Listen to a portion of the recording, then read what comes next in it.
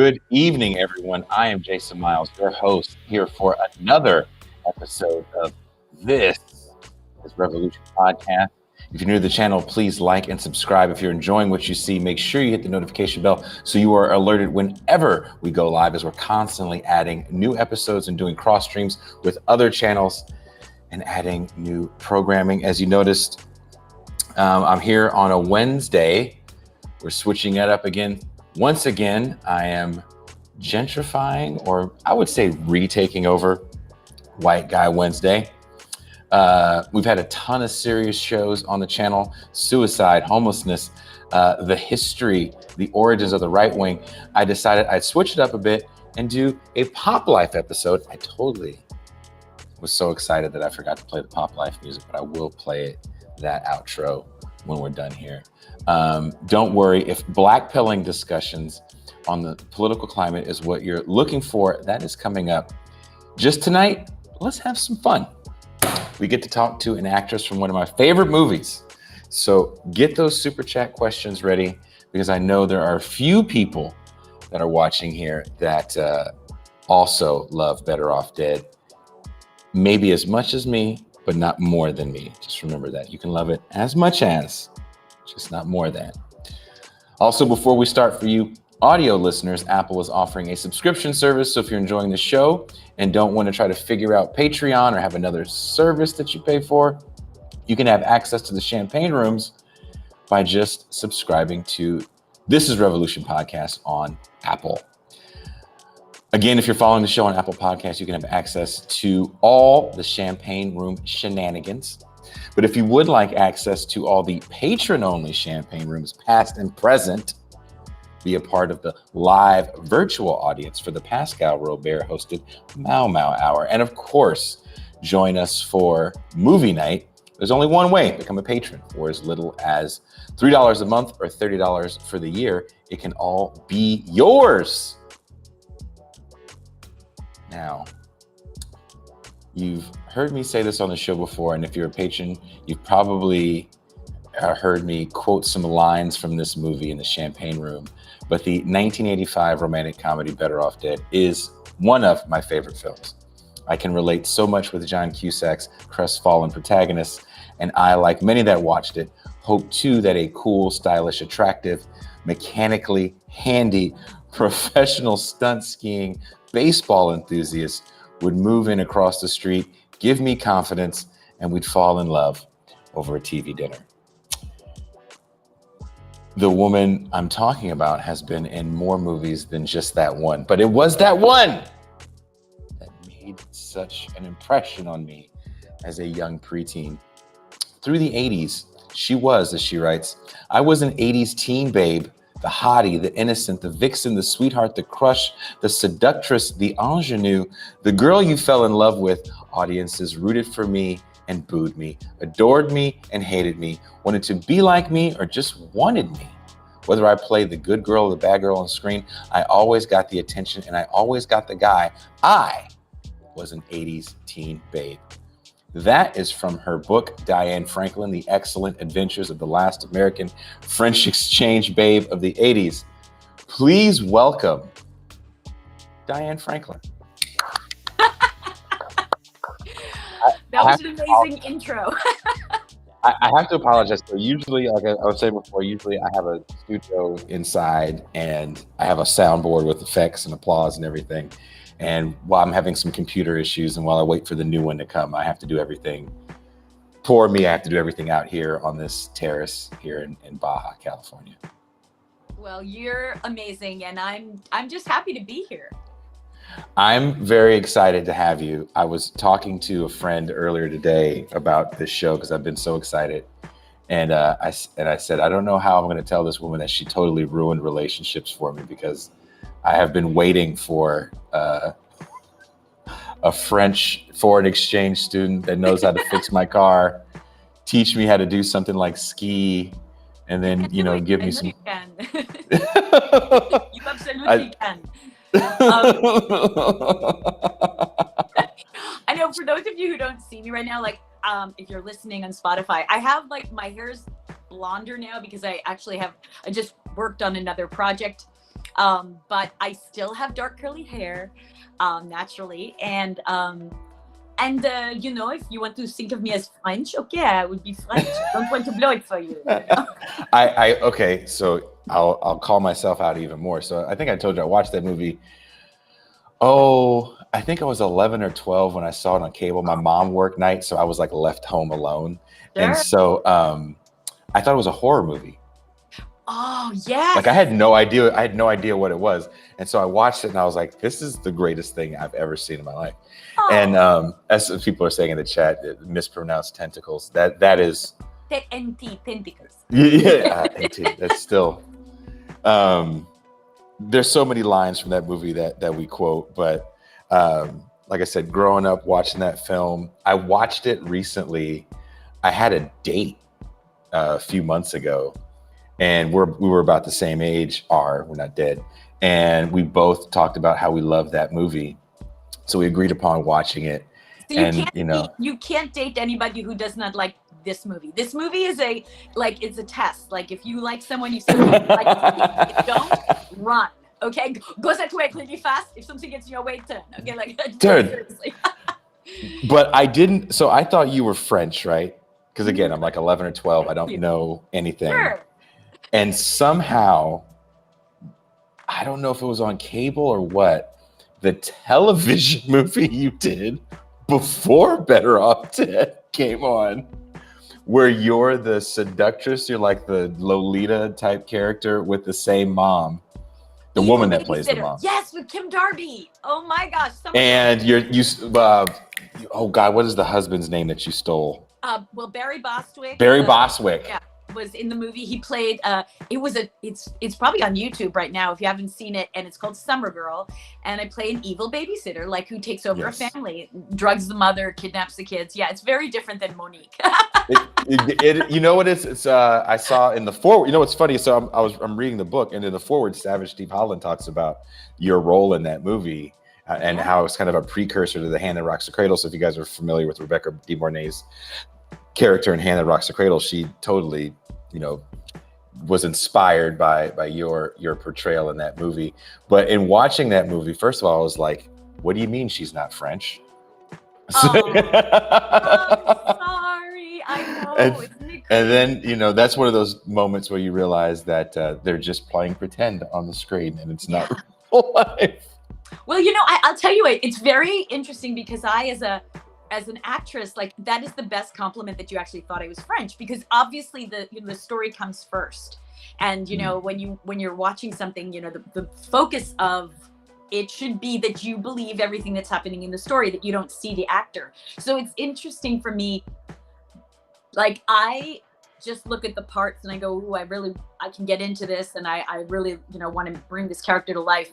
But it is funny that, I played good girls and bad girls and French girls and English princesses. And I played so many I played Yugoslavian girl with Charles and Charles, and played opposite Scott Baio, and, just, I don't know, or Southern girl, I did a show called Boone with Jennifer Tilly, and, and Dallas the early years, where I talked like with the Texas dialect, and I did see you were in Dallas the early years. I saw that. I did have to go through your catalogs. I was like, okay, I know this woman was in Bill and Ted, and I know she was in The Last American Virgin, which is a remake of their original movie that they made. Lemon Pie. And I have so many canon films. So I know you don't know me from Adam, but I will say this. I grew up again on cable, so I also grew up on like canon films. Yep.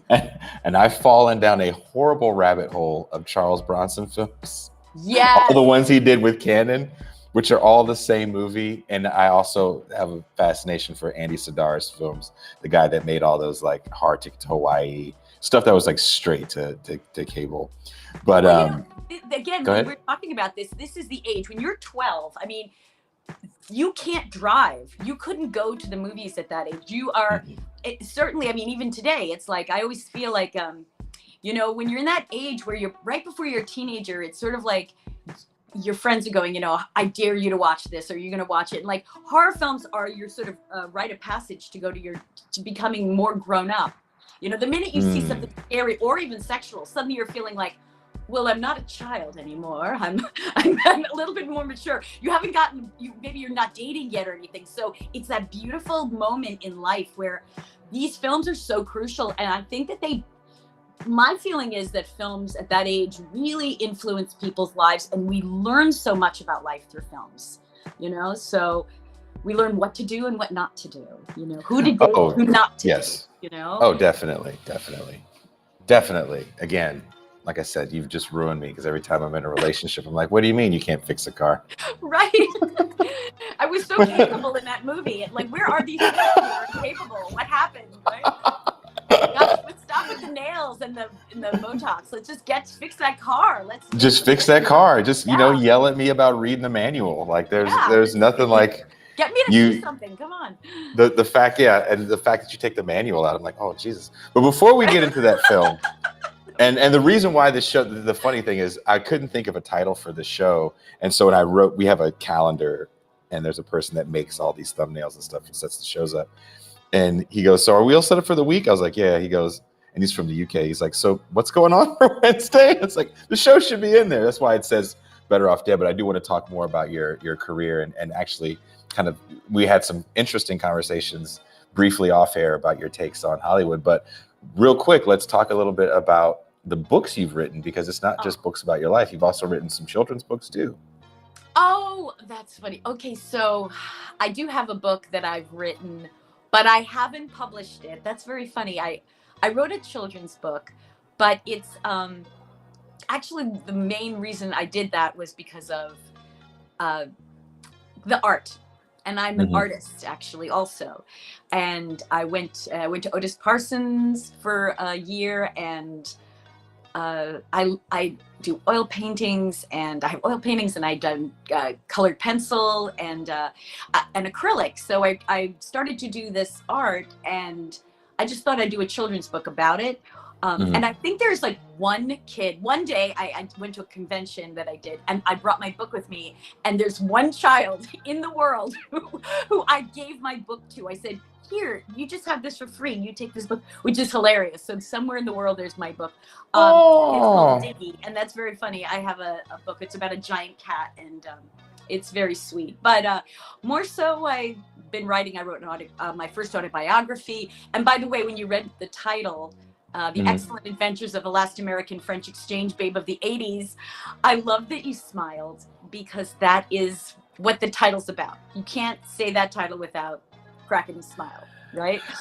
Well, I appreciate the fact that you don't take yourself too seriously. I don't think we should take ourselves that seriously, where everything we do has to be, again, this show is usually a very serious show, and we've had some pretty heavy episodes to the point, people have left some very nice comments. We had a serious episode about, I had an author on whose son had committed suicide, and he wrote a memoir about, dealing with that loss and kind of finding yourself, in that tragedy. Yeah, sure. How do you go on? How do you move on in life, Yeah. And, so I was like, this will be the great break. We can have some fun with this show. And I'm sure people that are watching will have some questions that they want to ask as well. Yeah, no. And I want to bring up also that, for me, why I keep bringing things forward and creating things is because life is an adventure, and it's really important to be brave and to take chances and do things and be creative, and don't stop yourself just because you've reached a certain age.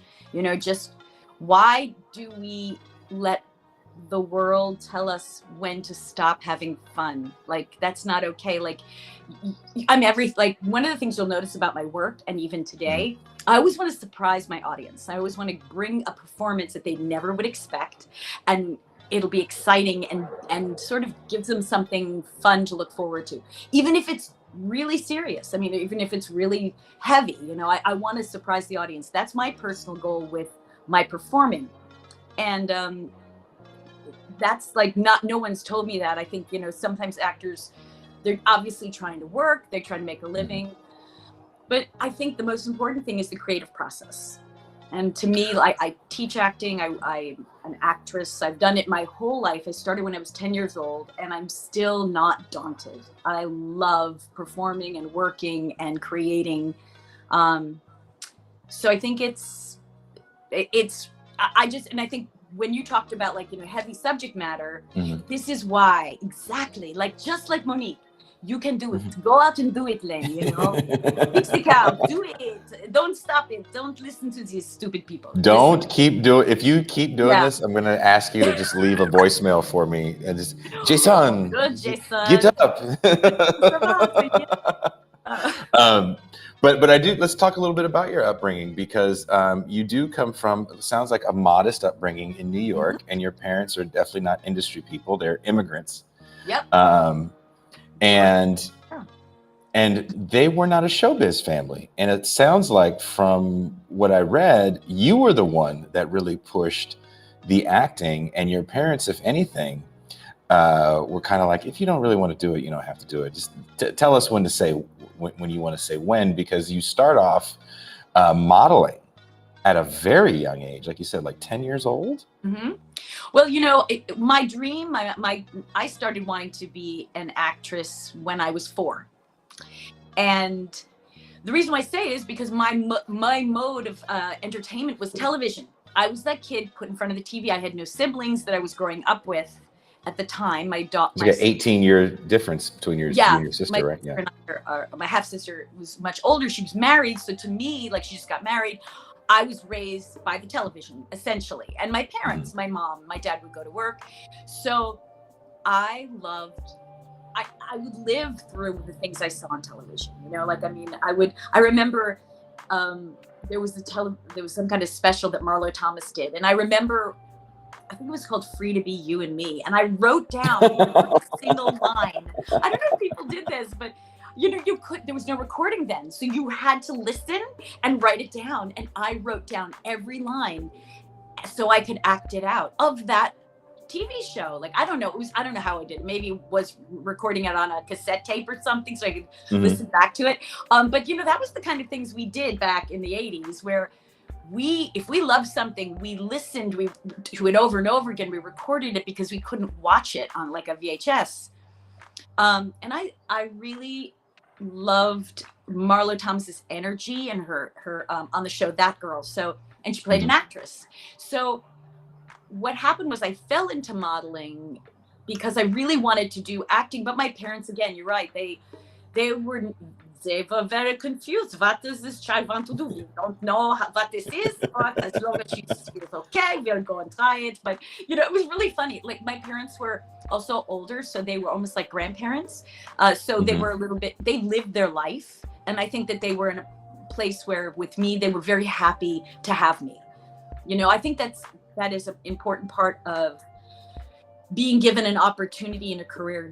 I have heard so many, obviously, different stories about how people get into the entertainment business. Some people are discovered. Some people are, they're really young and they just, do it against their parents' wishes. And some people are, belated and I used to think, wow, I wish that I had more connections in the entertainment business early. But then I realized, everybody has their time. If you hang in it long enough, you will get your opportunity. It's just that the entertainment business your success doesn't happen when you want it. It happens when the world wants it, when the world's ready for you. So it's funny you say that. I got to work behind the scenes, definitely, on a kids TV show tour. And one of the people on that show was Biz Marquis. And I remember that was one of the things that he always said over and over again. He's like, everybody's got to wait their turn. Yes, right. You have to be patient and wait your turn, I am the worst person in the world to tell that to, as I am, It's so hard. It's so hard. And believe forcing. me, look, I had 9 years before I got my first big role in a film. Like big, it's slow little parts, films, soap opera. But when I got my first part, that was 9 years. And there was a time where I hit, during that time, where I thought, okay, I'm going to give up. And then that was the funny moment. I remember the next day I was like, I'm not going to act anymore. And then I thought, I'm not going to do it. I had done an extra job on Endless Love with Brooke Shields starring, and she was just awesome. She was just beautiful and had all this going for her. And I thought, gosh, she's doing everything I wish I could do. You know, she's just the way the director spoke to her. I thought she's a really, really nice person. And I thought, wouldn't it be nice if a lot of actors were nice? Like, what other nice actors? I just was like, if there's a nice actor, then that's the job. And then I thought, well, then what am I going to do? And I always liked science, and I thought, well, maybe I'll be a biochemistry major and find a cure for diseases, and that was kind of the next road I'd go. But then I don't know, the next day I was like, you know what, I just don't want to give this up. And I thought, there's room for more. There's just room for more performers. But it is really, you have to go to that place in yourself and ask yourself, what is worth my time? Because time is the most valuable thing you have in your life. Next, at the same as health and time. Mm-hmm. Because money comes and goes, but where you spend your time is where you reap your benefits. And I was like, okay, I'm going to try this. So, it's painful, and the business is hard, and there are things you want that you don't get, and that's the life. But so is any freelance profession. Dancers, musicians, singers, artists, their lives are about getting the work, not getting the weekend to not work. Right? That's a very, yes. We don't want the weekend. That's very true. I don't know what one of those is. Years as a musician, the weekend one is like, oh, I'm definitely going to be in some different part of the world. Now, the Brooke Shields story is an interesting one because you talk about it in the book. And I guess you guys were going on auditions, not together, but you'd show up at the same auditions. And it sounds like when you were coming up, doing commercials and stuff, that there were other people that actually had kind of broken out into TV around the same time from that area. This is a very interesting time in my life. I was talking to another actress about it, Julia Montgomery, and we were talking about being in New York at the same time and how we had the similar managers. Like, she didn't have the same managers I had, but I knew her agent. And so basically what it is in the 80s, like serious, or 70s, this was the 70s, you could not get on television, whether it be a commercial or print job or film, without representation, without serious people behind you. Is that different now? Yes. Now, I mean, now you can get on your own, you can make your own TV, you can make your own show on YouTube, you can create your own audience, this is something where I look at people today and I go, my gosh, if I had this, you have the freedom that you have now, I would be making my own show with, getting my own audience, and I would be the creative. I would create what I wanted to be, how I wanted to be perceived.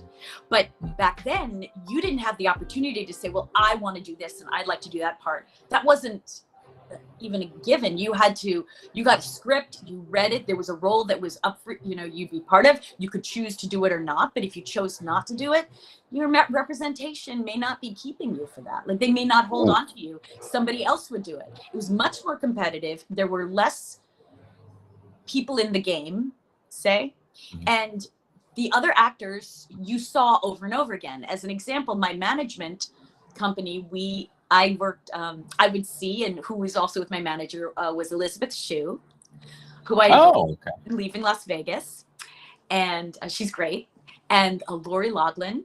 We actually did a Coke commercial together and modeling. Who knew, right? And who else? Oh gosh, there was some of the people from Facts of Life too, right? Were some Facts of Life people in your? Oh yes, Billy Schachter, who was in Zapped. We did modeling together, and Brooke, I did modeling with her before I even saw her in Endless Love. We worked together, and which is very unusual. You can imagine how young she was because we were around the same height. I'm not very tall, so it was very early. But what was fascinating to me is that starting off then, there were people who did it and then they stopped for whatever reason. And then there were people who just kept going. And it's fascinating for me to be able to even talk about people today with you that I worked with over 50 years ago, and they're still around, or they still hung on to the business. It's just a very selective group that hung in there. And I think Well, it's also, it just shows the tenacity that you had to have. Is it a machine though? Is it a machine? You feel like, again, I didn't get into acting. It never seemed interesting to me in the sense of I helped out on one small indie horror film.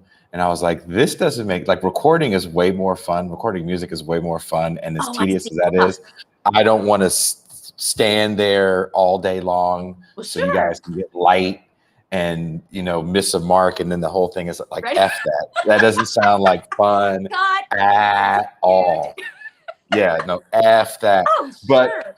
But is it besides the actual doing the work, it seems like the industry itself is just a meat grinder.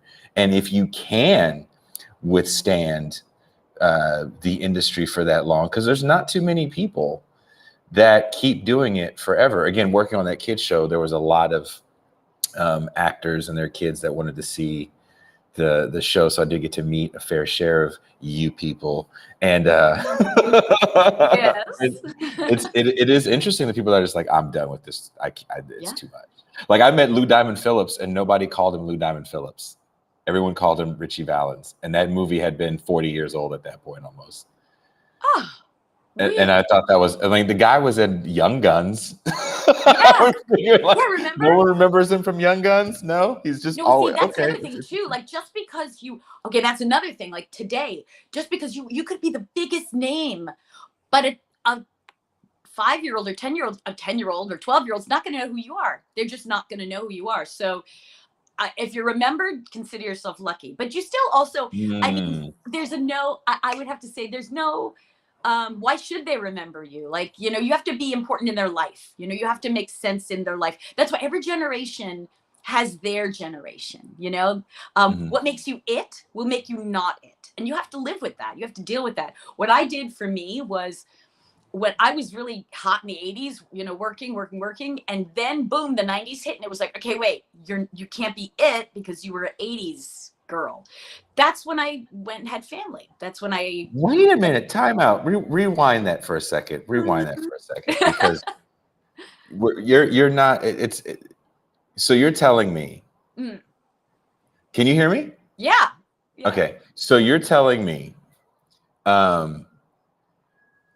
that you are, you're the princess in Bill and Ted. And the 90s are rolling around, and they're looking at you and they're going, that's that 80s girl. We need a 90s thing. What was the 90s look they were looking for? Could you just not put on a choker? Yeah, that's like, funny. What were they looking for? Well, that's a good point. I think that first of all, I was going in towards the age of playing a mom or a, parent, or like that, just a different role, right? At what, 28? I know, isn't that interesting? Yeah, no, but even more so, the 90s had to have its own, new person. It's a generation thing. I mean, I got lucky in the 80s. My career hit at the beginning of the 80s. Mm-hmm. And I got my parts, I mentioned this in my book. I have naturally curly hair, and I would straighten it all the 70s. And then all of a sudden, by accident, I let my hair go curly one day, and I booked Last American Virgin. And Last American Virgin is the first film that showed someone a teen with curly hair that was attractive.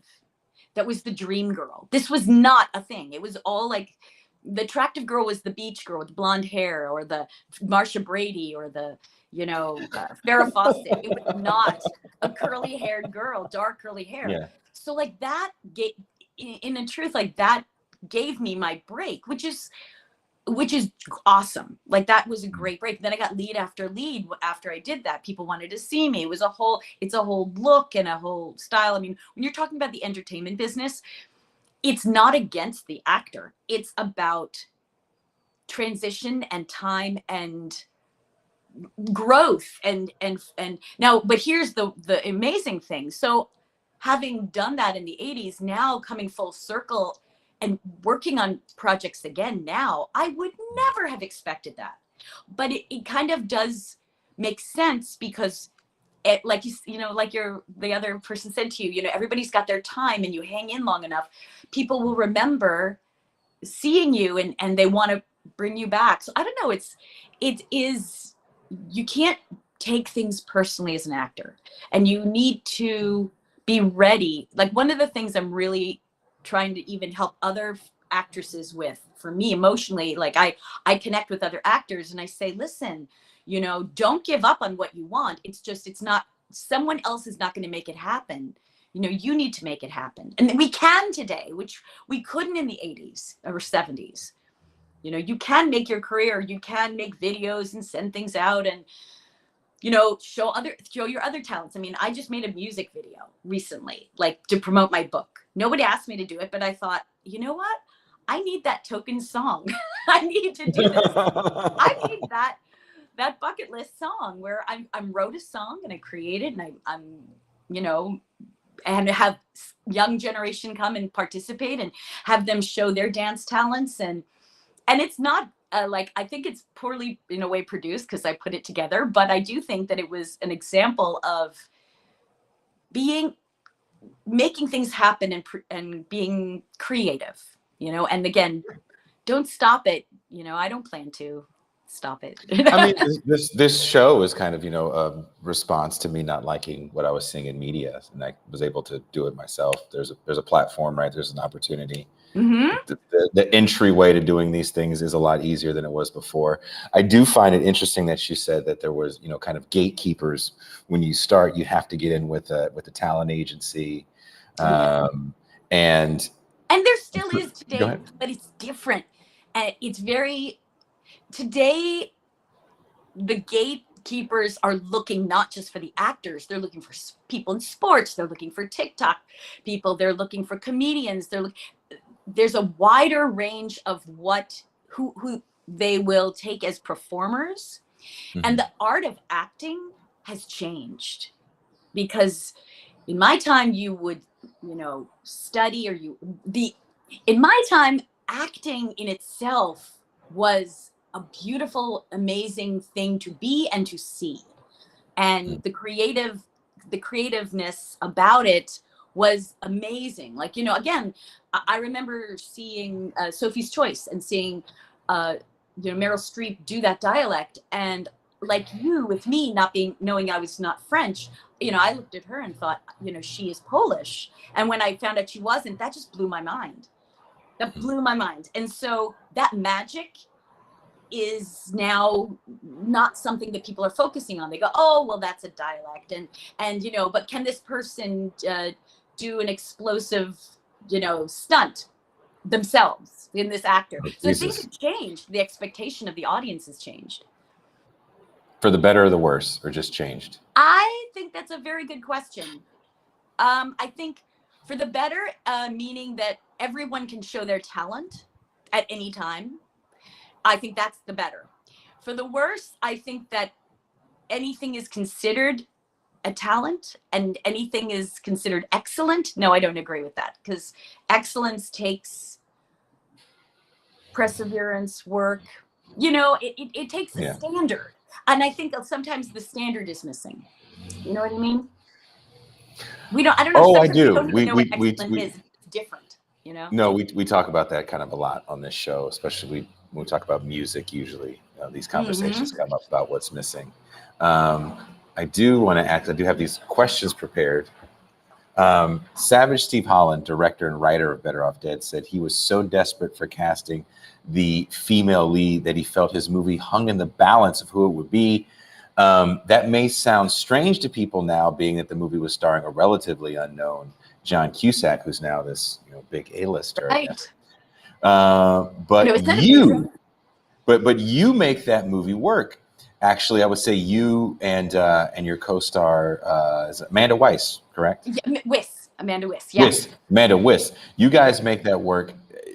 She is really perfect at playing the oblivious girlfriend that has just dumped this man and gives no dams.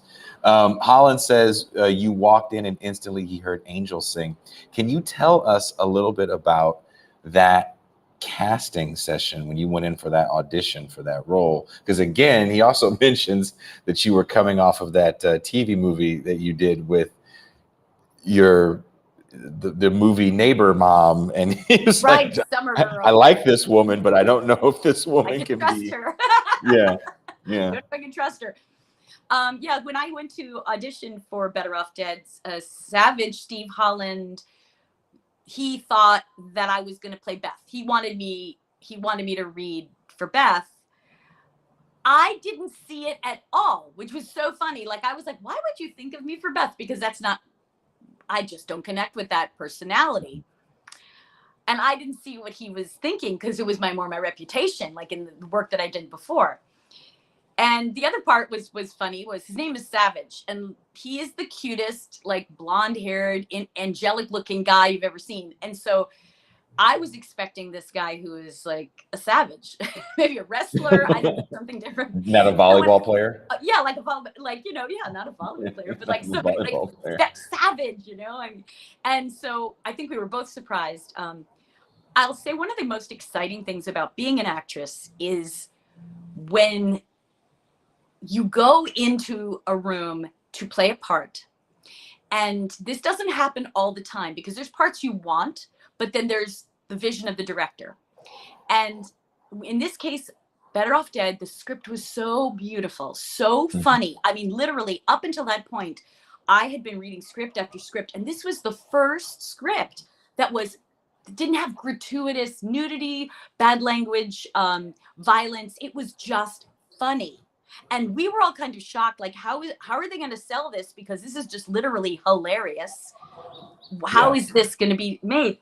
And so when I got the script and I saw this French girl, and I played a French girl in a movie I just was coming from, and I just fell in love with this character. And this is what was so beautiful coming into an audition. These moments happen where you go in and you're like, I want it so much, but more so than anything, you have to see in this room my version of this character. Because whether I get it or not, I have no control over it, but you have to see what I see in her. And so I just took l'exis, and I was, I think you should hire me for Monique. I don't understand why you don't want to, but this is, I think you should give me a chance. And he was laughing hysterically, and as with the other, the producer in it as well. And I think just, it goes beyond, sometimes when you go into a room, it goes beyond getting the part. It just is, it benefits the story. Like, again, if you benefit the story, then that's all that matters. And so I really appreciate you saying that, because I think Monique is what a wonderful role model it is for girls, no matter what generation sees it. It's like a hardworking, cool, she's athletic, she's feminine. And I really love that about the character. I really took that to heart. So if you see the film, just know that was perhaps my favorite part I ever played, because it was. Well, we do a thing called movie night here on This Is Revolution, and we watch a movie together, us, the patrons, and usually they're kind of politically centered movies. If I choose it, it's definitely not. It'll be a little sillier. We watched Ninja 3, The Domination, starring, I don't know if you know Lucinda Dickey, who was also a Canon Films actress. She did the Break-In movies. Mm-hmm. Oh, yeah. Oh, right. Yeah. There's a handful of you women that definitely made my preteen years for me. But I helped you grow up. Yes. That's but you write in your book that you're deaf in one ear. Mm-hmm. So you have to communicate a lot by looking people in the eye and like facial expressions. And so the first half of that movie, the first act, you don't really speak and you just nod a lot, which definitely makes those jokes. So I have two questions for you. Was that something that you came in there kind of telling them, like, look, because I got like one bum ear, I'm finna nail these looks? And were you the designer for your clothes? Because the date that I had, we were watching, we were like, she's got some badass outfits. That Christmas outfit, were you able to keep any of that? Oh, I love the clothes. I was the luckiest person. I remember we went shopping and we had to get the clothes.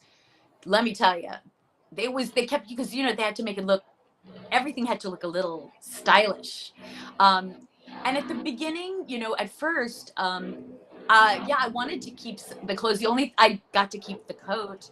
And I found recently the ski outfit, not the jacket. I don't know. Maybe the last ski outfit when you're doing all the ski stuff at the end. Oh, okay. I have a pink overall. The pink one, yeah. But, the clothes were so fine. They were great. And, the only thing, what happened was when we did the film, at the first part of the film, you don't know I don't speak English. You think I only speak French.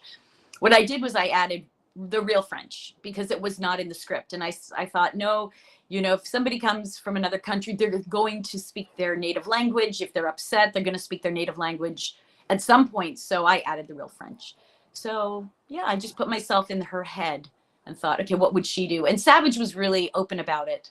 He was really, that's why I love him as a director, because he let me do some of the things that I was interested in. But I loved his script. His script. How did you guys keep a straight? Okay. How did you keep a straight face? So the first time you speak English in the film is, again, a line I cite all the time. He tried to put his testicles all over me. Yes. How did you? How many takes did that take? I need to know. I feel like you didn't just nail that. That had to be an all-nighter. And you shot it at night too. So I know. Funny. I think that scene. I think was funny because I took myself very seriously when I said that. Very he's a sex addict, Ricky. He put his testicles all over me. And I just did it so seriously. And I think John, I really was curious. I know John's doing it. He's going to be screening Better Off Dead, and I really always wanted to know if he was going to laugh at that, if he thought it was funny, because I didn't see them because I was so into it. We didn't shoot that. We maybe did a couple of takes, but people were laughing very hard. I mean, the thing that I noticed the most is when I was performing, and especially with Laura Waterbury, who went Christmas, Wrecking, when she screams my face. That woman also kind of steals the show. I'm dead. I mean, unbelievable. We would see the cast and the crew, like the other, people behind the camera, literally turning away and shaking their bodies because they were trying not to laugh and blow the take. I mean, it was cripplingly funny. It was very funny. We just stayed in the zone, tried to stay focused and do it. Another question. How do you keep a straight face for the dinner scene for the French fries?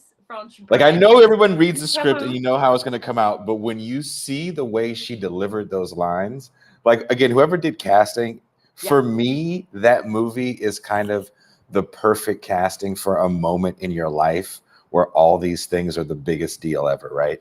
That and first every little thing, like even the smaller characters, the character of the lawyer's daughter, who John has to date.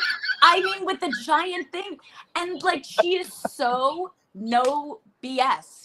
She's just really straight out. And I forgot now, her name escapes me, but she's awesome. I have an interview with her in my book.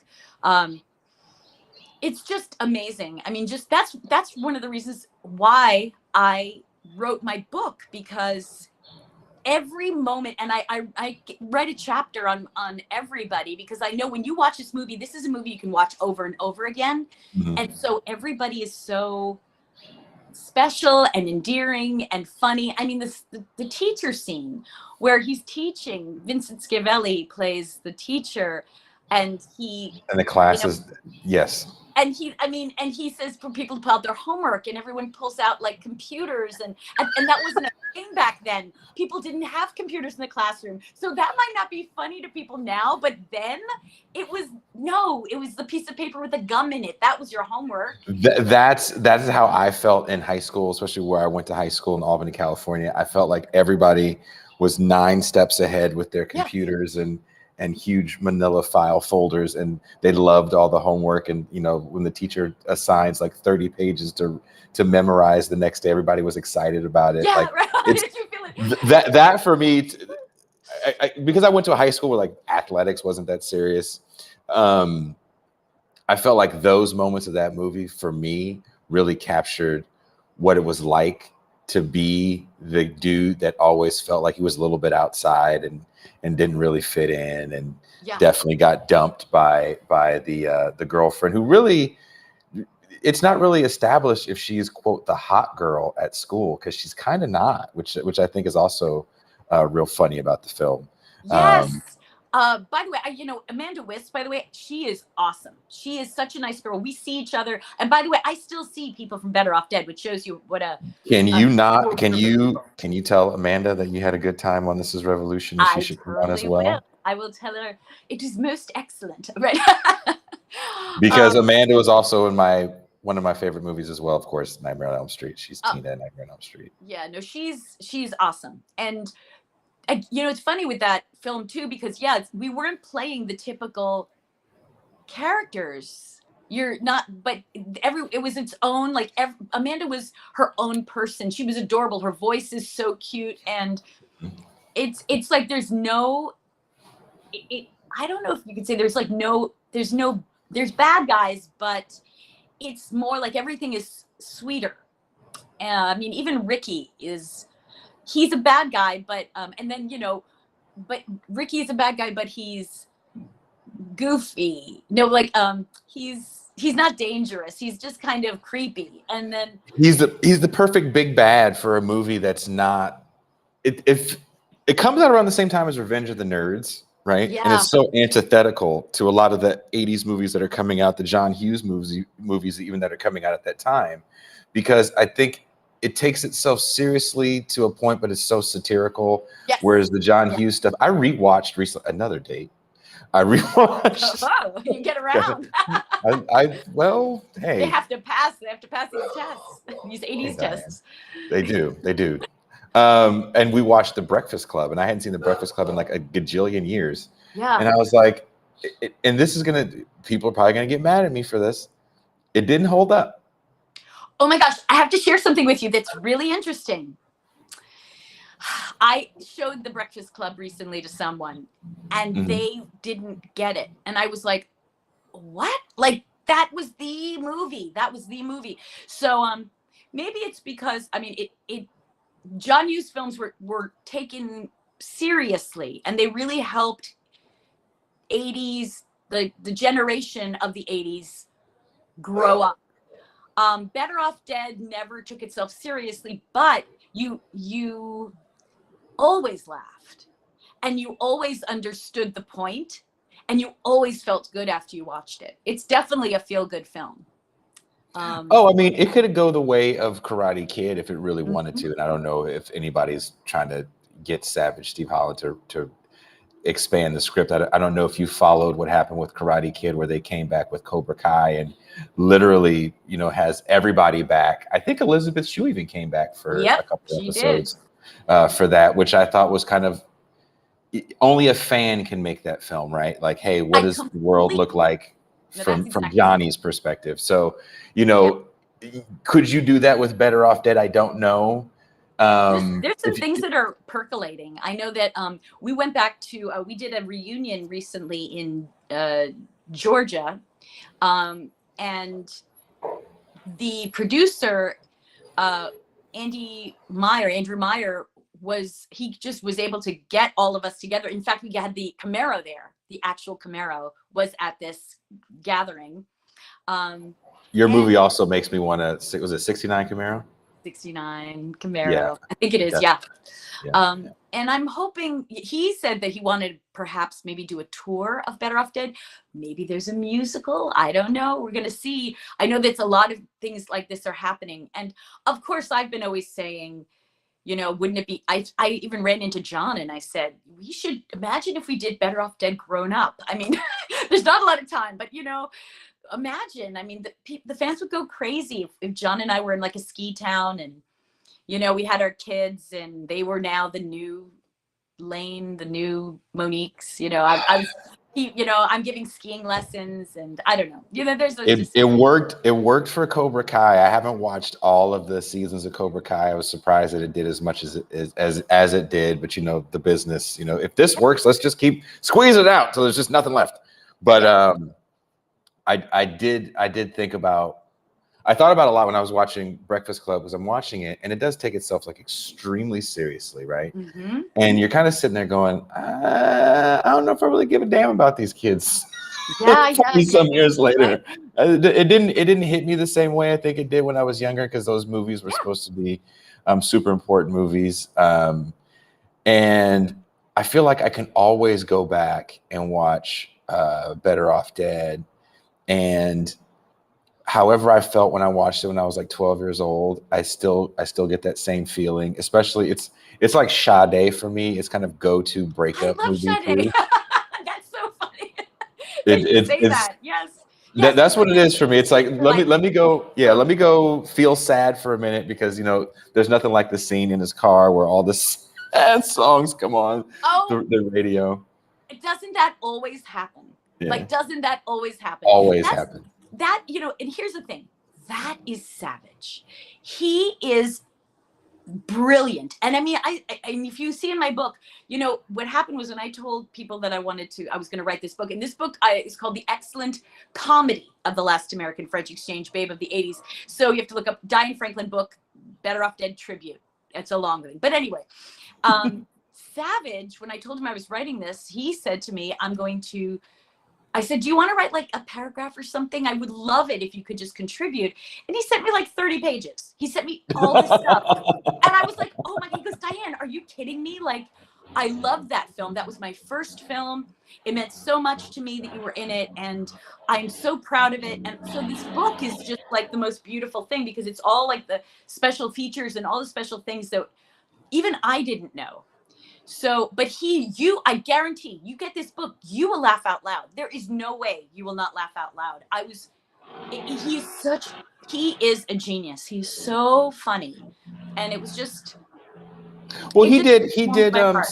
Savage follows this up with, not Hot Pursuit. What was it called? I can't remember the name. It was on the tip of my tongue too. It's a little more to me in line with 80s stuff of that time, where there's a rich douchebag and there's a regatta race. It's Demi Moore's first, I think, starring role. And John was signed in for that. For his contract. So it was very hard, after One Crazy Summer. Thank you. I blanked. John was in he was in Better Off Dead, and when he finished it, he had been signed to do, I thought maybe 3 movies, but maybe it was only 2. And so he was already scheduled to do it. And Savage actually put me in that film at the end, but had to cut it. It was like I was walking by and waving to John as I walked by. But Demi was in it. So I guess, but it wasn't the same chemistry that we had in our film. Our film, everyone loved being in Better Off Dead. It was really special. I mean, why did you guys make Roy Stalin stop acting? Roy, I know. It was like, what happened, Roy? And that's another thing. Roy is adorable. He's a villain, but he's a doofus villain. Like he's so lovable. And that was his first ever role, right? Yeah. I don't know. And he never did anything after that, right? I talked to Aaron. I mean, Aaron, you can access Aaron on Instagram, and he's there. But I don't know. I don't know why he stopped or what happened. Maybe he did it, and then the business was crazy. I don't know. Again, not everybody wants to stay in it or can stay in it. It's really hard. Because I started so young, I saved my money, and I was able to stay in it for long enough when there wasn't work. But it's a hard business, It takes a lot of perseverance and hanging in there and not getting down about it. And for those people who stop, like, again, maybe that's all they wanted. They just wanted to be in one movie, a good movie, and they're out. So wow. Yeah. That's a hell of a, that's your 1,000% batting average. You came in to pinch hit one day and you like got a hit and you hit for 1,000 because he nails that role. There's nothing about him that looks like he's out of place. And again, Diane, I watch a lot of what some people call B movies. I watched them all. Uh-oh. Is she gone? I can't hear her.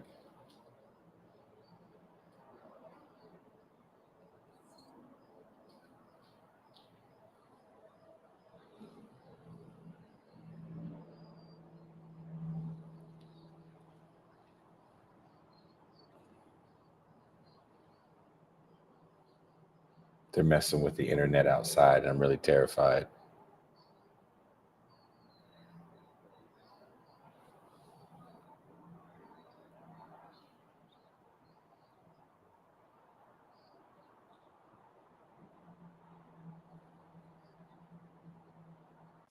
Uh-oh.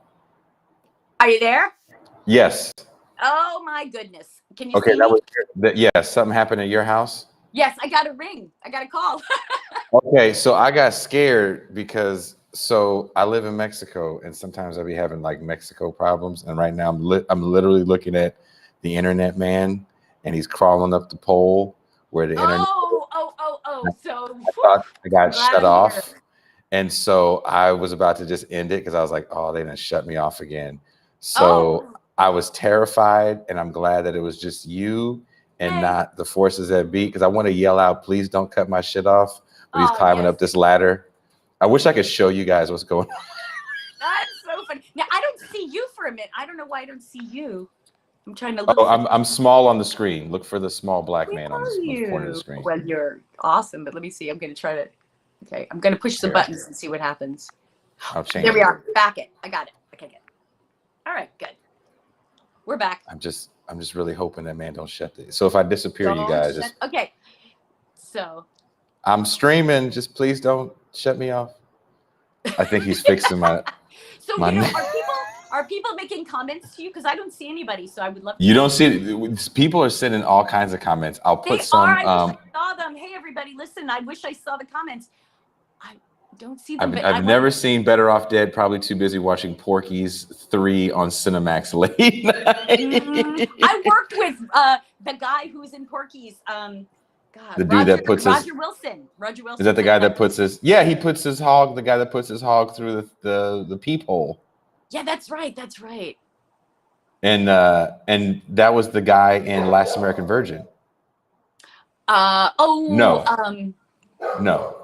Victor. The guy who played Victor. I don't know. Let me think. I thought he was in that movie as well. He could have been. I didn't know he was in it. Porky's I hadn't seen in a long time. So speaking of those films of the 80s, there was a moniker, the Brat Pack. Sorry, there's a very angry dog behind me. Aww. There's a moniker called the Brat Pack, and I was watching an interview with Andrew McCarthy, and someone brought that up to him, like how cool it was to be in the Brat Pack, and McCarthy was like, "Dude, it was kind of not cool because the way that article came out, where they called us the Brat Pack, it was a pejorative to be in the Brat Pack." Now you're doing stuff around the same time as these people. They're literally your contemporaries. Was it something you wanted to be a part of? Did you want to get mentioned in that crew, or were you cool to kind of not have to deal with? Because not everybody from that crew really, like you said, the 90s were not kind to Ali Sheedy and who else?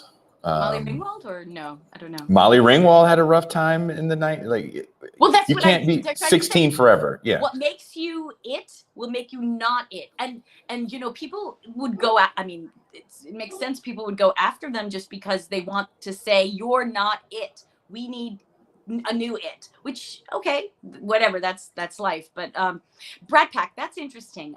First of all. This is a funny thing. There's this thing called 80s in the Sand, and Andrew McCarthy is supposed to be at it. And I've been doing it for years. And this year, I'm going to go, but I'm not going as a guest. But usually I am. So it's funny. I'm going to ask him about this because he's going to be there with Daphne Zuniga and also Stewart, and Amanda Wiss and I are also going to be there, but we're going to be on the side this time. They're going to do the signings. But 80s in the Sand is a week-long 80s vacation. So anybody who wants to know about it, I think it's called The Sands now. So check out The Sands Rocks or something on Google and you'll find out about it. It's amazing. Real, like Pat Benatar is going to show up. They've had Billy Idol, The Motels, Berlin, Sebastian Bach. Anyway, that's a side note, but I'm a big fan of that event because it's totally 80s. So if you love 80s, you're going to meet the real band, the real celebrities, and it's close and up personal, and it's awesome. Anyway, on to the next. Brat Pack. I have to say, I'm glad.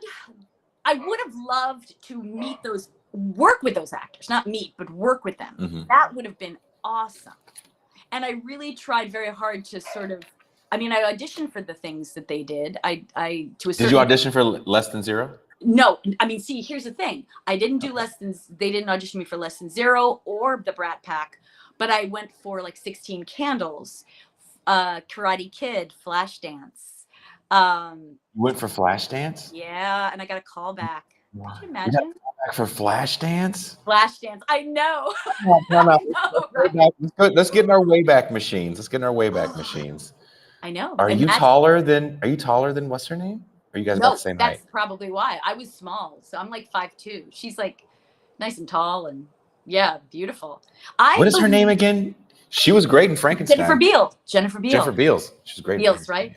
Yeah, Beals. Jennifer, but you see, here's the thing. And to me, when I had my curly hair, it brought ethnicity to be fashionable. I think Jennifer Beals was like the first lead that was stunning, gorgeous, that was like a young girl who was ethnic, like that wasn't happening. It wasn't out in the 80s. She was a breakthrough, that film was a breakthrough. Fame was big, but Flashdance, that was a big deal. That's Ninja 3, The Domination is part Ninja movie, part Flashdance, if you've never seen. That's funny. I'm being totally serious. Right. No, I believe that. I absolutely did. You probably did one of the tentpole canon films, I would say, that they really wanted to hang their hats on and say, like, we are real filmmakers here. And that's interesting. From reading about them and watching the documentary, say what you will about some of the kind of exploitative things that they did about Palestinians. In all those Delta Force movies, right? But they really, really wanted to make was it the lemon drop? Is that what it was called? Lemon popsicle. Lemon popsicle in Which Israel. Was based on the director's real life. It was real life, yeah. Real life, yeah. Yeah, so they were real serious about that film, and then they just start doing all these insane copycat cash-ins, and I think that canon in the 80s, there was no one better at the copycat cash-in, and then they kind of blow it when they sign people like Sylvester Stallone to those mega huge deals, and ultimately he didn't care. He just took the money and did my favorite arm wrestling film of all time, Over the Top. Oh, that's so good. But you see, they wanted to be a huge studio, and they said, I'm gonna go for it, and you know what, I just think good for them. They tried, they had a moment. Said, we want to compete, because it is hard to compete with other studios. It's impossible, so but you were bringing up something. Brat Pack. Yeah. So I don't think that I didn't want to be part of the Brat Pack, like be thought of that way, but I definitely wanted to work with them. And I worked with Ali Sheedy actually on a movie of the week called Deadly Lessons, where I played this farm girl going to this rich prep school, and Ali was in it, and you could probably see it on YouTube. And I worked with Bill Paxton too. In the film. Oh, Bill Paxton, man. All these names, right? Like just. So first of all, I want to say this to anyone watching, and I want to let you know this, Diane Franklin. I, again, 46 years old, left to my own devices, the movie of the week was the bee's knees for me. If it had Oh, the right. mom from Facts of Life in it or Nancy McKeon, I was going to watch that thing. Wow. And so I found a bunch of them on Amazon, and there's a bunch on YouTube. So if you tell me a movie of the week that you were in, yes, I will go try to find it, because the drama in those Yep. movies. The Oh my drama. God. The The drama. drama in those movies. It Love the was, movie of yeah, the and week. people waited. They waited all week long, to see those movies. It was very exciting. I mean, again, Yeah. remember, we only had 13 channels in the 80s Mm-hmm. or 70s. Only 13. No, let's say the 70s, maybe the 80s too. Only 13 channels, and those, maybe 3 of them were cable or something. It was very different. And if you couldn't record things. So if you missed Mm-hmm. watching something, you were out. Like, you weren't cool. Like, you just You had to wait till the season was over. right, wait till the season's over. And so like you'd be, like it'd be dinner time, and you'd be like trying to eat really fast so you could go watch the show, because then tomorrow you could talk about it with your friends. But if you missed it, you're out. Like, you just Well, missed that let me whole ask you world. this. Mhm. I know I don't have you for much longer, and I appreciate you staying for a little bit later. I really do. I hope you're having a good time with this conversation. Oh, of course, it's excellent. I, I I love have it. here's a question. I would love to get your take on this, as someone that's come up in different stages of television, from when it was just 3 major networks and local, to the beginnings of cable to satellite. Now, those were curated experiences for us, and shows didn't last that long. Cosby lasted for what, 6-7 years. Cheers, about the same amount of time. And these are shows that are kind of still staples in people's minds when we think about certain actors, right? Ted Danson has been acting for 50 years plus, and he's still Sam Malone in somebody's eyes, right? Yeah. That being said, shows, it seems like they're lasting a lot longer, and they all seem to be the same show. The Office is probably, I would love to know the streaming numbers, like how much bandwidth on an average Tuesday night The Office takes up, as people are still watching a show that's over 10. It's been over for over 10 years. Wow, I didn't even realize that, huh? It's been a while, right? And so things like The Simpsons are still running, Family Guy is still running. I understand they're animated, but you also have shows like It's Always Sunny in Philadelphia. Yep. Granted, not network. I think television is going to look a little different in this new era. Do you think you'd have a different career if you came out now, knowing that there's just such longevity in doing a show? If you were a voice actor on something like King of the Hill, Yeah. that's like 15-year show. Yeah. Who was getting 15-year shows that wasn't a soap opera? And you were on soap operas. Soap operas were the ones. You come up on soap operas. And also, I want to ask you, do you feel that the lack of soap operas is hurting acting? Because we're getting so many Australian actors, because they still do soaps. We're kind of learning the ropes. There's a huge difference between doing soaps, learning the ropes, learning how to hit a mark, learning how to deal with directors, learning how to deal with other actors, and standing in front of a camera doing TikToks and getting 1 million followers, and then trying to fall into TV. Like, we saw people fail thinking they could go from Vine to movies, or YouTube straight to movies. Right. Wow. So I'd like to get your kind of take on what we see right now in television and cinema. Okay, so first of all, that was a lot. Sorry.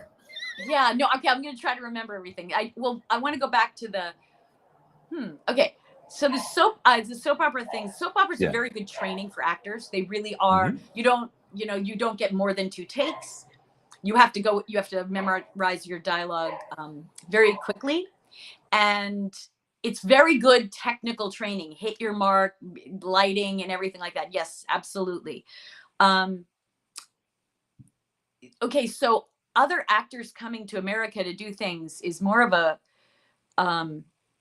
financial thing, I think, too. Like, they shoot things in Canada, so they'll use a lot more maybe Canadian actors, because it's a cheaper way of making the shows work. And Australia, I'm sure that this, it's cost effective for them to use people from different countries, or bring them in and perhaps manipulate their career more so than somebody who's just here, but somebody come and go, oh, this is a new person and we're going to put them in the spotlight and we're going to show you what we want to show you about them and not what we don't want to show. But let's see, I'm trying to remember all the different things you were asking. Oh, okay. So you said there's a longevity in shows now. I see a shortness of shows. Like back in the day when you were on a show, since there were more people got to know you because there was less content out there. So One Day at a Time, anybody who was living around that generation knew all the actors of One Day at a Time, got to know them every week. And it was like a family member. Again, television was seen as people we get to know and spend our week with. And we learned how to deal with life. Films were the movie stars. That was like a special thing. You're leaving your house to go watch something. And so these were technically the stars. We didn't get to know them anyway, except as the character they are in the story. Mm-hmm. And so it was just a different relationship. And today, but again, and at that time too, if you did film, they strongly, agents and managers were strongly recommended you didn't do television. And if you did television, they said don't do commercials. And if you did, but everybody wanted to do other things because it all offered different opportunities. Commercials, you made a lot of good money. And then,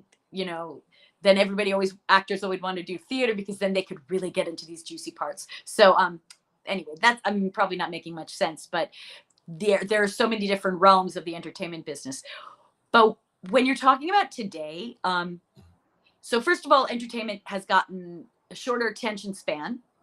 So TikTok stories can be told really fast, get the point, move on. And because we have phones and we're looking at things, we want to get a lot of entertainment and we want to know a lot really quickly. We don't seem to... Now, if something takes a long time, we just almost don't have the time to watch it. Well, would you say that there's shows? So I was having a conversation with a friend of mine, and we're both industry adjacent, right? We all know people in the industry, and there's like second screen is a term that's used. Like, this is second screen show. Like, we know that you're going to be doing whatever it is you're doing with two screens. Think of Modern Family, right? Is lasted a very long, like that little girl can vote. Okay. I see what you're saying. Yeah, I see what you're saying. So some of these shows have lasted forever. Audiences have gotten to know these characters and they want to see them grow up. They want to see, and then the storylines are somewhat similar, like the same maybe, because obviously they worked the first time, they're going to work again. Familiarity is very important in the entertainment business. We feel it's like seeing an old friend from high school or college. We want to see that again. I will say that it is very difficult if you're, let's say, a kid on a show, and then you grow up and perhaps you change, and then people are going, I want to see you as a kid again, or maybe it takes them a while to warm up to you as an adult, but I think every performer has to deal with that, whether you're a musician or an actor or a dancer. Like, as you grow up, you have to, they say, reinvent yourself. I say just grow up and just discover yourself, get to know yourself, and then have something to say. You don't want to, you need to, just because you're in the movies doesn't mean you have something to say. And I think it's important. And I think everybody needs to do this in your 20s. If you're 20 in your 20s, get to know you. Get to know who you are, what you will tolerate, what you won't tolerate. This is really important about growing up, and you will be a happier person once you figure that out, because if you don't know who you are and you don't really get into that and dig deep, then why should anybody else be interested in you? Like, do you know what I'm saying? You have to give of yourself.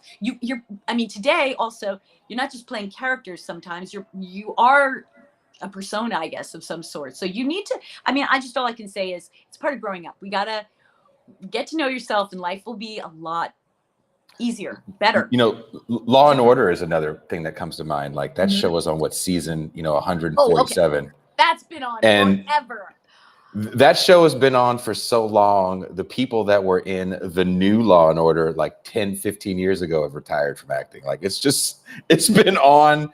Mariska Hargitay refuses to And I know age. Mariska too. I should ask her. I want to be on the show. It's actually about time that she's gone through every other guest star, and I should ask her if I should be a guest star on Do the you show. really want to be a cracked out lady? Yeah, I know. That's what I would be, right? You saw what they did to what's her name? Oh, what is her name? She's got all the family members in the industry. She's got the brother that was in Scream. I'm drawing a blank. She was in Stigmata. I can't think of her name. And For the some audience reason. is knowing this right now. The audience is yelling out. Okay, guys, who was the All right. woman that was in? She was in Desperately Seeking. She was in Desperately Seeking Rosanna Susan. Arquette? Okay, Rosanna Arquette. Who's the younger sister? Oh, yes. Oh, she was great. I love her. She was in a Law and Order, and she can't be that old. She's probably what? I don't know how old anybody is. Yeah. But they made her look like she had been through the ringer. Yep. She played some cracked out ass prostitute. That is great. I mean, she killed the role, but I'm just like, do I want to get that phone call from Mariska? Like, hey, we got my cousin. my cousin was in Law and Order as a shitty. He's the dude that beat Danny Pino's real kid. Wow. Yeah, I have to think about that now, actually. But now, Yeah, like if you're an actor, you love the drama. I guess you love the drama. If please send me a message if you get that call. Like, I'm playing a cracked out prostitute on SVU. You ready to have me as a guest star? That would be kind of cool. So yeah, but I knew Mariska from we took an acting class together for a couple of years, and she's very cool. She's super nice. But you're right, that show is her life. It's her life, you know. They'll never separate her from Olivia, her character. Yeah, I mean, Ice-T. Is he even a rapper anymore? I remember when he was. I know. I mean, I'm sure he has I know he tours and does all that good stuff, but it's like, look, dude, they still treating you like you knew on the force. You've been on the show for 25 years. Amazing. You're taking me back. You really are. Well, you talked about yourself the way I talk about myself. I was a child raised in front of a television. I read the newspaper. I would read the TV guide while my mother was in the grocery store. I could tell you what time it was by what was on television on whatever channel you put it on. So I don't live that way anymore, but I love doing shows like this. If you, and I get it if you say no, but I want to put you on the spot because I'm a dickhead. If you would be down to come on a movie night, because there are some people that said we'd be down to watch Better Off Dead for movie night. Aww. If you could bring Amanda for a movie night and have the two women that just make that movie, oh my God. Well, we'll see. I don't know. I have to check with her, and who knows? I'll say possibly. Are you on the West Coast? Yes, I am. So I do have to ask one last question. Yeah. So you are an industry family. Your husband is a writer. Yeah. Is he part of is his family producers as well? Distantly related. Okay. So he's related to the people that made all the movies that I love. Well, he's more related to like the Robert De Laurentiis, who did Providence, executive produced Providence, and Fargo, and Orange County, I think, or Orange County, the movie. The OC. Oh, the OC. Yeah, okay. Yeah, it's the more the television side, but. And you have a child who's also writing and acting. Yes, Olivia. And your child, Olivia, is the spitting image of you. Does she get mad? Because I saw that she straightens her hair. I'm sure she's like, I don't want nobody to ask me for my goddamn mama. Does she get mad when people tell her she looks just like her mom? Number one. Number two. She's gotten used to it. When she was like a teenager, she's like, oh, they're going to say we look like sisters again. You know, it was very funny. I thought because she's an actress and she's also writing. So did you and your husband try to keep her away from the business? Were you like, hey, were you like your parents with it? Like, if you dig it, you dig it. If you don't, you don't. Oh, well, okay. So I have my daughter Olivia and my son Nick.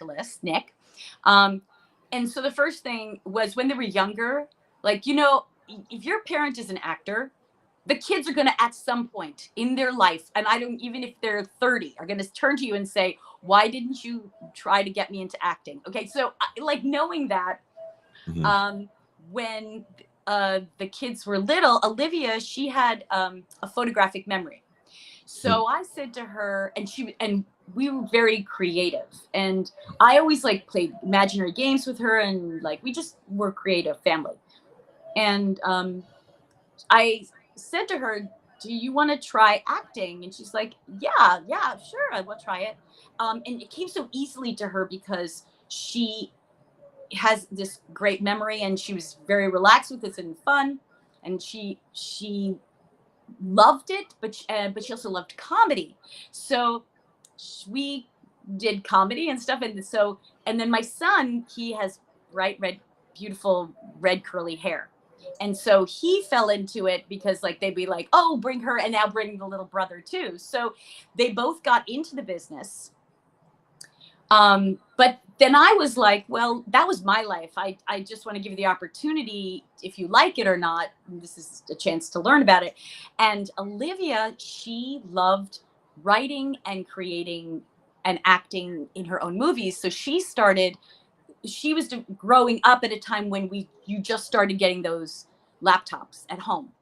So Mm-hmm. for her development, it really was a part of just having the accessibility to be able to create your own films and movies. So she did a lot of student films to start, and she literally wrote her first she wrote her first film honestly at 5, but she got her first film award at um 12, I think. She wrote film, and I think her first film award was at 12. Like surreal, like she got the Wow. LA. It's just so many things. She got another Mhm. film award at the LA Film Festival. But it was very self-driven for her. And with my son, he started with acting, but he was like, no, I want to do music. And so he loves music. And so I was like, fine, at least we did it. Now move on. So now, just as you're asking this, he just graduated from Northwestern and is now a Oh, professional orchestral bassist. He's with the Illinois Symphony Orchestra, playing assistant principal.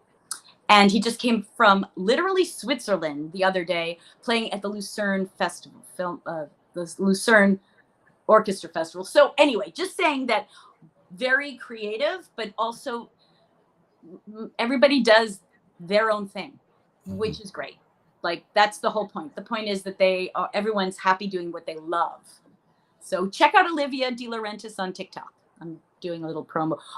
It's under Sid and Olivia, SYD and Olivia on TikTok, and you will see her looking like me, but she's hilarious, brilliant, and she She writes everything. looks, yeah. I was looking at pictures. I was like, oh, that poor Oh, little girl looks just like, I'm sure there's grown men walking up to her all the time. They're like, you haven't aged a bit. Like, if you don't get away from me, you nasty old man. I'm a child. It's my mama you talking about. that's very funny. She's a pro. She knows how to deal with it. It's very funny though. And I'm telling you, I love my kids. My husband, we adore our kids.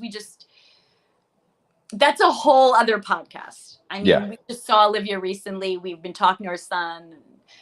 He lives in Chicago, and we just hang out with him. And he's in an indies band called, also on top of doing the orchestral work, he does bass playing, and he's with a band called Swatches. And then he does his own music under Nick De Laurentiis. So check it out. And who knows where that's all going to lead. Is he But doing scores and stuff like that or no? he's writing his own. He writes his own music, but he Mhm. also writes with Swatches, and then with orchestral music, he's does everything from new music to. I mean, he's not writing his new music yet, but he is.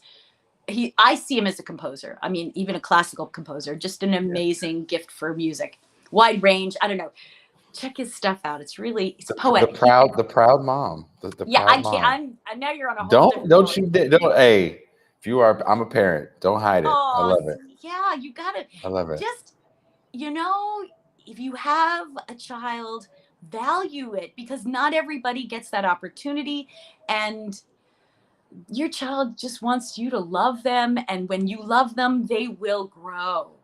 They will blossom. And let them do their own thing. Let them explore life. It's hard, but I don't know. I'm gonna tell my kids, I was like, look, kids, you ain't doing enough with your life. Look at the Franklins, the Go DeLaurentis after Franklins. yeah, they got to connect with their passion. Those kids, I need an hour with No, them. my Just kids give me an hour, I'll change their life. All right. No, I'm teasing. I need to stop making fun of my kids for they. Daddy, How we old saw are the they? show. Wait. I have My to kids, tell my the kids are. You're gonna really laugh at me. You want the youngest to oldest or oldest to youngest? I'll take youngest to oldest. 5, 17, 20, 25. Nice. So the 5-year-old's going to be the performer. I want all of them to stay as far away. You know, it's funny. I did the telling opposite thing. you. So my daughter is the oldest. She's 25. And I took her the moment that she was old enough that her mom would let me take her out of the house. And I was 21. So I still had friends that were like, dude, let's go hang out. I'm like, but I got this kid. They're like, well, just take the kid. And I was like, can I just take the kid? Like, taking the kid. So she went to shows. Before she could even like really walk that well, we just would sit her on stage because I would know the bands and stuff. And she's been going to. So it worked out exactly the way I wanted it to work out. Anything dad does is not cool. So she doesn't want a show business person. She doesn't want an industry guy. Yep. They all want their lives to be very nice and normal because their dad is a big enough doofus. So I understand. Good. I had a different strategy. The 5-year-old, to your point, is very different. And call me when you need acting lessons. His mom would be very excited if he could, because he's a ham. I just saw him. He just turned 5. I can just tell you right now. Phoenix Joaquin. Okay. Thank you. Thank you very much, Diane Franklin. Thank you so much. I had a great time. Please don't hang up too quick before we go. I'm going to play the outro music. Thank you guys all for checking this out. I hope you guys had fun. Like I said, it's been a heavy week or so of shows on the channel. I hope you guys all had fun. I'm going to try to ask Diane again if we can bring her back at some point for movie night so we can all watch Better Off Dead. It would be so awesome if we could watch it with Miss Wiss. That would, to have both of you guys, and we just watch it virtually like this, and there's a bunch of us, and it's just a good time. Everybody has fun. So that's why you become a patron here, because this is the kind of fun stuff that we do. And on that note, on behalf of Diane Franklin and all of the listeners here at This Is Revolution, we are